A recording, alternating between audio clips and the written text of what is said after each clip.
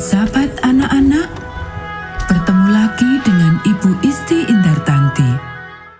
Pelajaran sekolah sahabat kita berjudul Akhir Kisah Ayub. Ayat hafalan Ayub pasal 42 ayat 5. Hanya dari kata orang saja aku mendengar tentang engkau, tetapi sekarang mataku sendiri memandang engkau.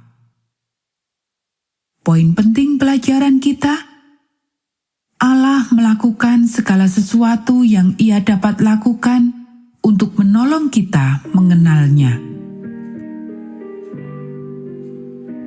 Pernahkah masa buruk yang terjadi padamu? Itulah yang terjadi pada Ayub di akhir ceritanya.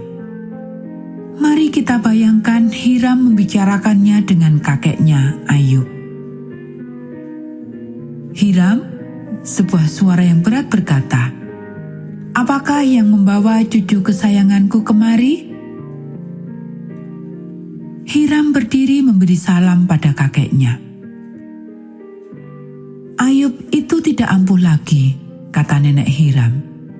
"Hiram sudah cukup pintar mengetahui kita mengatakan hal itu pada semua cucu kita." "Baiklah," kata Ayub, merangkul Hiram dan menepuk pundaknya.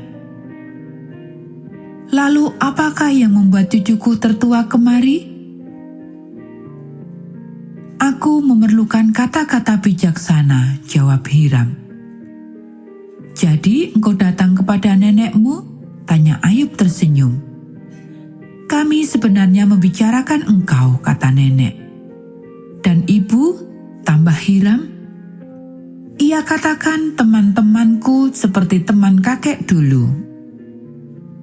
"Oh," sahut Ayub, "kalau begitu, kurasa lebih baik aku tidak mengatakan apapun."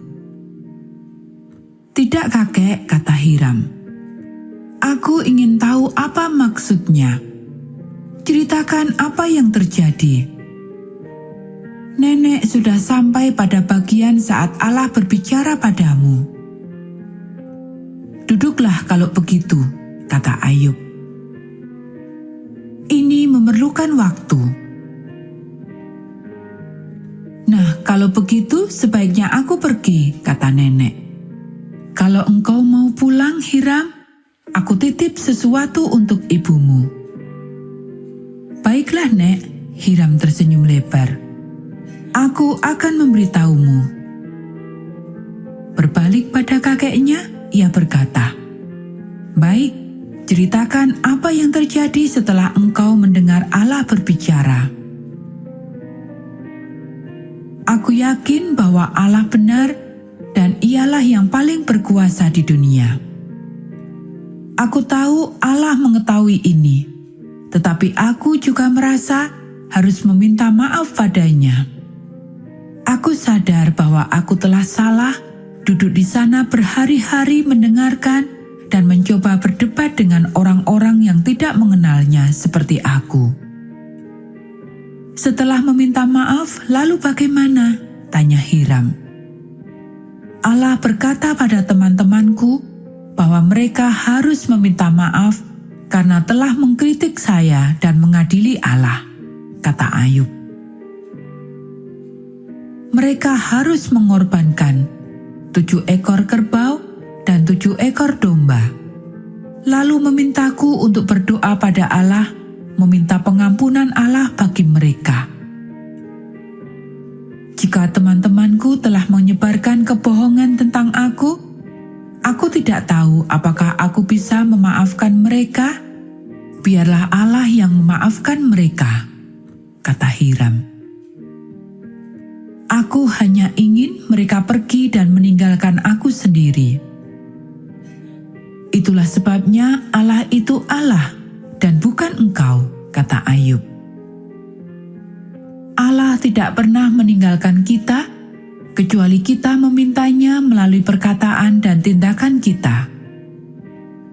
Allah tidak menyerah meskipun kita tidak memahaminya. Tetapi bagaimanakah Ia bisa begitu sabar?" tanya Hiram. itulah salah satu sifatnya. Ia sangat menginginkan kita mengenalnya. Kakek menjelaskan, ia ingin menjadi sahabat kita. Jadi, ia akan melalui jalan panjang untuk menyampaikan pesan pada kita. Oke, jadi engkau meminta maaf pada Allah? Engkau meminta Allah untuk memaafkan teman-temanmu? Lalu bagaimana selanjutnya? Allah melakukan hal-hal yang indah, kata kakek. Ia benar-benar menyembuhkan aku. Pasti lega sekali ya, kata Hiram. Ya, memang. Aku telah menderita sakit dan luka di mana-mana. Setelah aku disembuhkan, semua paman, ayah atau ibumu dan tante mengadakan pesta.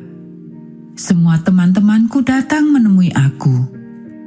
Lalu mereka masing-masing memberiku sesuatu untuk memulai hidup baru. Nah, itu baru teman yang baik. Aku tidak tahu apakah teman-temanku akan melakukan hal yang sama padaku. Hiram mendesak. Tetapi setidaknya engkau mendapat semuanya kembali. Itu benar, kakek setuju. Kalau tidak, engkau tidak akan berada di sini mendengarkanku.